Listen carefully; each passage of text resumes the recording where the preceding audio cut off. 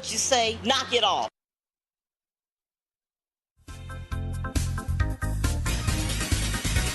Welcome to We Mean Business. I'm Steve Dorfman.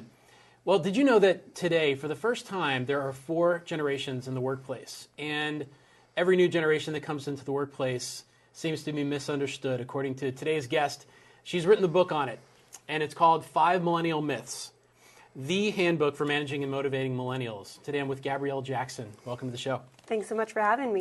So you're a generational strategist, author, and millennial motivator. How did you become a millennial motivator? Well, I'm in fact the only millennial strategist who's actually a millennial herself, who's helping other companies be able to better understand and really manage the next generation. I became kind of this expert in millennials because I grew up with a really strong fascination and passion for my generation. I was looking around and seeing a lot of stereotypes that people were throwing at my generation, like they're all lazy, they're all entitled, you can't get them to work hard, and I looked around and that's not what I saw. I saw an incredibly passionate generation. I saw a generation that wanted to do so much and be so much, and so I really sought to help bridge that understanding gap. Mm-hmm. And so there are a lot of myths. We're going to touch on a few of those today. And you know, who are the 4 generations that are in the workplace right now, and why is it important to recognize those differences? So the oldest generation that we have in the workforce, and those are usually kind of aging out, and they're probably more those board members or those kind of senior CEOs, and that's the traditionalist generation. And those are born between 1925 and 1945. Now we've got the boomer generation, which has always kind of been that strong and steady, largest generation on the planet, and those are 1946 to 1964. Then we have the Xers, which are those after, and they're actually the smallest generation right now, and they're wedged right between those 2 dominant generations, and those are born between 1965 and 1980. Then we've got the millennial generation, who just this last year passed the boomer generation as the largest generation on the planet, and those are born between 1981 and the year 2000. Wow. And so why is it important to recognize that there are differences between these generations? I mean, there's always going to be differences. I mean, when you're communicating with someone else, say you go to another country, don't you want to know the kind of culture, the kind of language, how they're dressing, if you're going to offend them if you say something or ask a certain question? So it's the same kind of environment when you walk into a work world. You want to know what's the best way to communicate, how are you going to be effective, what do they prefer to do, and how can you really make sure that you build quality relationships with people that you're working with. So do you feel that college is preparing millennials today for the workforce? Yes and no. So millennials are the most educated generation on the planet, right? The question isn't if you're going to college, it's what college are you going to be going to? So we have this really high level of education, and because of that, I think a high level of confidence. However, many of us are emerging from college into the workforce not prepared for the professional world, because college is a world in and of itself, right? We're not necessarily caused to dress professionally or act professionally, and so now we're walking into a work world, and oftentimes we don't know how to relate to our bosses or our managers because we're so used to operating with our peers. Mm-hmm. And do you think millennials value college education as much as previous generations did? I think we do. I think that millennials appreciate their college education, but I think many of us are emerging from college realizing that just having a degree does not make you qualified for a job, right? The American dream for millennials growing up was you work hard, you play an extracurricular activity, and then you pad your resume beforehand to get into a good college. You graduate from college, then you get a good job. Whatever that means, it doesn't really matter. But millennials kind of played that game. Then they're getting to the point where they're looking for a job, and they're like, wait, my dream job isn't there, or my dream job isn't hiring, or my dream job doesn't pay enough. And so there's this high level of frustration now. Many millennials, what I call now, we have the most educated baristas on the planet now, because so many of us are going back to have to becoming, waitresses and bartenders to be able to pay for the kind of lifestyle that we want to live. Now, I know that you're open about your age. You're one of the few females that are, but because of your work, you're 26, right? I am indeed 26. And I look back to when I was 26, and I had achieved nowhere near what you have achieved by 26. You've got an impressive resume and background. And do you think that that's part of this generation? I'm an Xer, you're a millennial. Is that just you, or is that part of this rapid achievement thing? Is that part of your generation, or is that just you? Well, I think that we are seeing a lot of rock stars in this generation. I think that we definitely see those individuals who want to do and be more, just like they're part of every generation. And I think as a generation, many millennials, what I call, because we are the largest generation on the planet, we're very proud of that. We love to be part of this larger generation, but we're also terrified that we're just like everyone else. And so there's this kind of growing sense of identity, and how do you develop that for yourself? I think that that's a challenge that many millennials have to face with is, who am I, why am I here, and what do I really want to contribute to the world? Because all of us, no matter your generation, wants to make the world a better place. But as a millennial motivator, I really seek to connect with my generation in that way and help them discover what that great thing is that they were designed to do. Mm-hmm. And speaking of connectedness, we're obviously more connected today than we ever have been before, right? So through technology, we're probably 3 degrees from anybody we might want to know or meet or be associated with or need their help in achieving something. So how have you seen millennials use that to their advantage in ways that other generations look at it like, I never would have thought of that? I mean, just take LinkedIn, right? Many millennials are not natural LinkedIners, right? We gravitate more towards Facebook or towards Twitter, but even with LinkedIn and Twitter, we can now use technology to tweet at the head of a large corporation, or tweet at a journalist that we want to follow, or even tweet at our favorite celebrity and say, like, oh my goodness, they tweeted back at me, or they favorited my tweet. So there's this ability for us to communicate and really build relationships with people across the world unlike ever before. And because of technology, I think that there's also a higher level of confidence and ambition for millennials to want to bridge that gap. It might be intimidated for me as a 21-year-old to walk into the corner office of the CEO and ask him a question, but it's a lot less intimidated for me to tweet at him to ask him a question about something. So I think that high level of technology is actually really helping for millennials to build relationships across generations. Mm-hmm. One of the things that millennials have become known for is job hopping. In fact, the average tenure today is less than 2 years. So why do you think that is? And I mean, the myth is, one of your 5 myths is that they're disloyal, and is that how this is showing up? And why is that? Why is there so much job hopping going on? Yeah, Steve, it's not even 2 years. Here in the D.C. area, it's about 11 months is the average turnover for a millennial. And here in the area, it's different because there's a lot of opportunity. You have highly ambitious millennials, and they're constantly wanting to improve their resume, have new experiences, and really expand their own horizons as well. So yes, the myth that I talk about in my book is that we are disloyal. The reality is that millennials long to be loyal. We long to be committed to something, but the fact is that we commit to people and not companies. We're not going to just say, I'm going to clock in, clock out for the next 25 years, and that's going to be enough. We will be radically committed to our managers, to our coworkers, to the people that we find allegiance to, because we feel that personal connection. So I encourage companies that if you want to really get millennials to connect with them in a long-term way, build personal relationships with them, find out what they do on the weekends, find out what really inspires them, what they enjoy to do, their extracurricular activities, because that's what millennials care about. Do you know about me and what I'm passionate about? Okay, so this must segue into another one of the myths, is that millennials are unmotivated. So is this what we can point to for that lack of motivation? Yeah, that's one of the biggest myths out there, is that millennials are unmotivated. But the reality is that millennials are incredibly motivated. We're motivated by mission, not money. Many companies say, why can't I get millennials to stick around longer? I keep giving them raises, or I keep sending them to these seminars, and I keep pouring money into them. But the reality is that millennials have a very different view about income when it comes to making money on the job. We want to make money. Don't get me wrong. We've got a lot of student debt that we've got to pay off. But the reality is we want to know, first and foremost, is where we work, do they care about us? Mm-hmm. Secondly, do they care about the planet? And thirdly, do they care about our other coworkers? We want to be a part of something that's building something great, that's not just only making money, but making a difference as well. You say that hard work still means something to us. It just looks different. Can you explain that?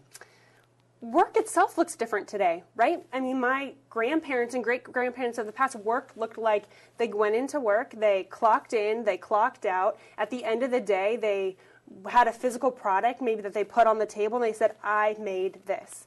Work looks different. Right now, I might be up till 3 o'clock in the morning redesigning a website or, working on an article, and that looks like a different work end product than something else. And so this idea that if I'm sitting at a seat, that my end work product is going to look different than just someone of maybe 10 or 20 years ago. And we have to be okay with that. When we're employing a rock star millennial, how do we keep them engaged and on board? Throw the question back at them. Millennials want to be involved in our own work product. We want to be involved in designing our own work title. We want to be involved in customizing our own workspace. We want to be asked what really motivates us. I mean, think about it. We're in a generation where we can literally customize everything. Everything from our user experience watching TV to the apps on our phone to even what our cars look like. Everything is customized. So why wouldn't we want to have a work experience that's also customized? So you want to keep your millennial engaged, throw it back on them, say, I want to keep you here. Let's design a custom work scenario that's going to keep you motivated, keep you engaged, and keep you rising to the top. So what are some other things that, from an environmental perspective, employers can do to make the workplace a more attractive place to be? And also, I guess there's also that ability to be able to telecommute or work from home, and how important is that as well?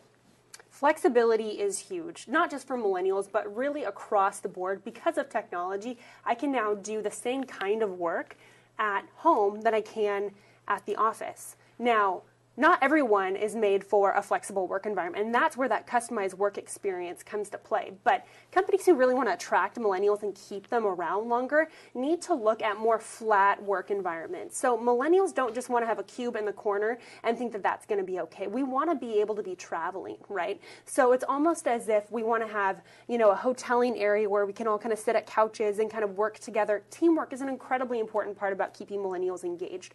Then we also want to be able to have work places that we can work alone. We want to be able to have large conference rooms. So companies who really want to keep millennials around need to look at work experiences as something that's diverse and where employees can roam around and really feel at home. The difference is that millennials don't just want to bring work home with us. We also want to bring home to work with us as well.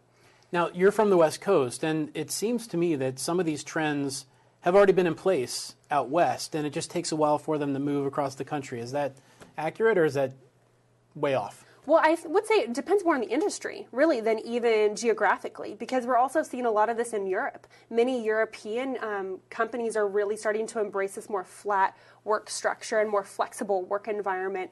But some industries say a high-tech environment is going to be more apt to be able to accept more flexible work environments because it's all technology based. Not everyone is going to be able to experience that. So for companies who are maybe more traditional, maybe more of an industrial type of organization, if they want to keep millennials around, look at ways that you can just break up the workday, because millennials aren't just going to be motivated by working that 9 to 5 or 8 to 6. We're really wanting to make sure that when we go to work, it's an experience that we long enjoy, because the lines between our personal and professional lives are so blurred that we want to be proud of the place that we work. I call it making your work environment brag-worthy.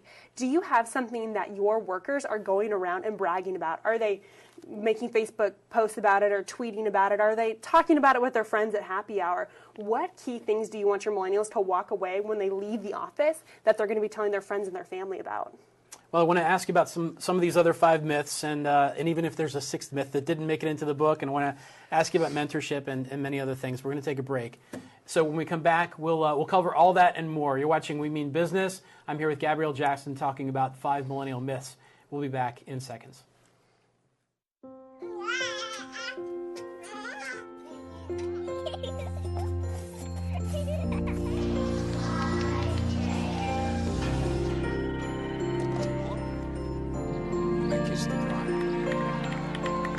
A full life, measured in seats, starts with the right ones early on. Car crashes are a leading killer of children 1 to 13. Learn how to prevent deaths and injuries by using the right car seat for your child's age and size.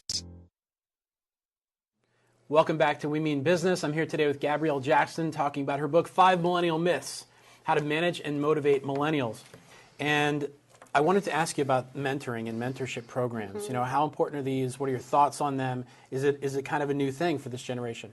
Mentoring is the most important thing that any business can do to retain millennials.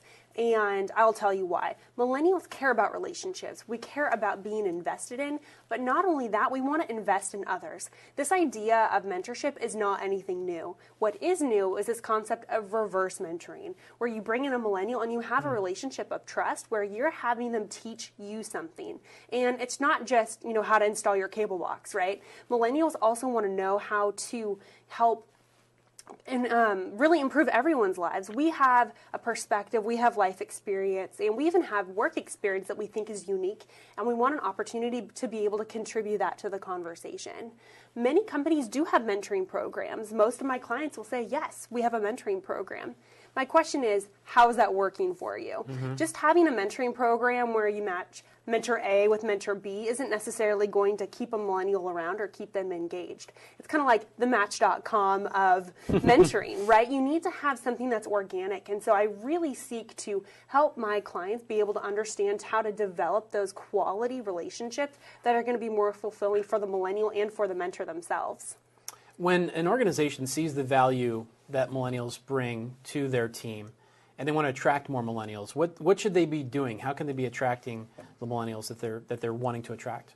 The number one way that a company can attract millennials is to start with the millennials that they have now. If you are providing a work environment that, like I said, is brag-worthy, millennials are going to want to share with their friends. Start with the rockstar millennials you have now and create a refer a friend program or an incentivized program to get their friends in the door. The reality is that all-star millennials will also have all-star millennial friends. So don't waste time and money putting out there that broad kind of clarion call of resumes and just get inundated. Look at, be strategic, be straightforward. The reality is that so many millennials are just kind of blasting their resume out there, hoping something that's going to stick. But save yourself time and save the millennial time and make sure that you're getting that quality millennial the first time. One of the myths that you cover in the book is this, millennials are viewed as being entitled, right? And so why is that the perception, and how can employers and employees address this sense of entitlement that it at least is the perception? Entitlement, that is the number one myth that I get every single time. I will sometimes do a fill in the blank, like millennials are, and it's always entitled, right? It's because millennials have earned this title of being entitled because we have such a strong sense of self. We're incredibly self-confident as a generation. We're walking out of college expecting to make $60,000 a year, and where's my annual raise, and where's my corner office, and where's the company car, and because many of us grew up during the 80s and 90s where it was this economic boom, and we remember what that was like, and we had this idea of, when I finish college, I'm going to have this great job for me. The reality is that's not the case. We graduated into an incredibly difficult economic situation, and so many of us are dealing with our own levels of expectation, which are a little bit off. And so what I say is, it's not just that millennials are entitled, it's really ambition misdirected. Millennials have this excitement, this ambition, this can-do mentality, which any company would want on their team, right? Wouldn't you rather have a team of people who say, why not, rather than those who are saying, well, it's not going to work for this reason, and this reason. Millennials are saying, yes, it can, yes, it will, let's try. So I help my clients be able to understand, how do you really capture that excitement and be able to fuel that into something really positive and awe-inspiring for the entire organization. Really good. Another one of the myths, of course, is that millennials are addicted to technology, right? So, and I just saw a Facebook post from a cousin of mine who, and this is a bit younger crowd. So her daughter is 12 or 13 years old, and she had her first sleepover, and she said that what astonished her, this is just in a Facebook post, she said two things that astonished her. One was that every one of the girls were on their phones the entire time, not really socializing or having any verbal communication, and that the next morning when all the girls left, no one actually said thank you. So is that the entitlement thing, and are millennials really addicted to technology, and is it getting worse as the next generation is coming up, and is that a good or a bad thing? Well, I'll speak to the myth of whether millennials are or not addicted to technology, and I often admit now that that is the one myth I put in my book that I think is absolutely true. Millennials, I think like most of us in the modern world, are addicted to technology. I can't imagine what it would be like not to have, you know, my iPhone or my iPad or my MacBook with me at all times. It's because it's become such a huge part of our lives. I kind of explain that phones are more like a phantom limb than anything else. It's not just a tool for efficiency. It's a tool for our identity. We share who we are, what we're eating, what we're doing, who our friends are. And then, make phone calls, right? All from our phone. And that's just become a part of who we are as a generation. And I think really who we are as a society. To your point about whether this is a good or a bad thing, I think it's an incredible thing that we have technology as we do today. I believe that as millennials, we see technology as a solution to so many challenges going on. We really do believe that technology is going to save lives and improve the way that we do things and create a safer and a better world. However, it's also become a barrier between humans. I mean, there's nothing that's ever going to replace this right now, you and I sitting across the table. And so a challenge that we have is to make sure that millennials understand that there's still power in human touch, there's power in human interaction, and to be able to create those human interactions, you need to first understand how the other generations see you, and secondly, communicate with respect. Yeah, so how, I mean, if we just said that to a room full of millennials, look, you know, this human interaction is really important. Like, you know, when you go to meet somebody for lunch, let's say, put the phone away, leave it in the car. Do you think you could do that, right? Instead of just plopping it down on the table. Because to me, when I sit down and meet with somebody for lunch, if the phone goes on the table, then it says to me, oh, something inside there might become more important than this right here. That's the message that's being sent. So how can we communicate the importance of the, you know, the human interaction in a way that they really, really get it? Take online dating. Many individuals, millennial or not, are using online dating technology to build relationships. You might meet online, but you don't get married online. I think it's fine to use technology to create those types of organic relationships, but the reality is the real power comes in human interaction. And so for millennials to be able to understand that, say, yes, technology is great to keep in contact with so many people, but the reality of powerful, meaningful, and fulfilling relationships come in human-to-human interaction. I know it, you know it. How do we really help? I'm actually concerned. I have a 1-year-old, right? So I'm concerned that it's only getting worse, right? And how am I going to explain to her when she gets her first smartphone that the human interaction, you know, can never be replaced by technology, and that you've got to have some balance there? I mean, my wife and I are genuinely concerned. Like, how do we stay ahead of this? Yeah, so Steve, when do you think she is going to get her first smartphone? I don't even know. I don't want to go there right now. She's only 1. Yeah, well, many parents are handing their, you know, toddlers their iPads and their iPhones at very young ages, and because of that, many young children today don't know what it's like to read an actual book. I mean, I was around a toddler the other day, and she kept touching this book, thinking she could swipe it, and it's like, no, honey, you turn the page, right? But that's the reality that we're moving into. Is that a bad thing for society?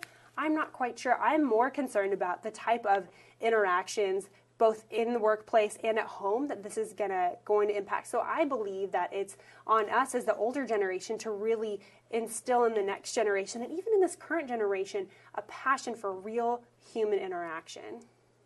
Well, do you think that technology has sort of equipped us to be less prepared in handling social situations? Has it become?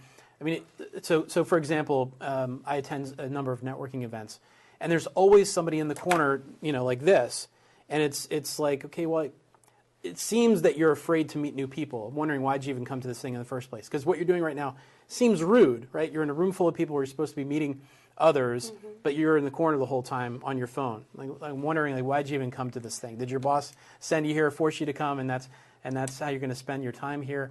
I mean, is technology really putting us at a disadvantage so that we're not able to handle a networking event or even a job interview? You know. I think many of us use technology for different reasons. Some might use technology as a shield.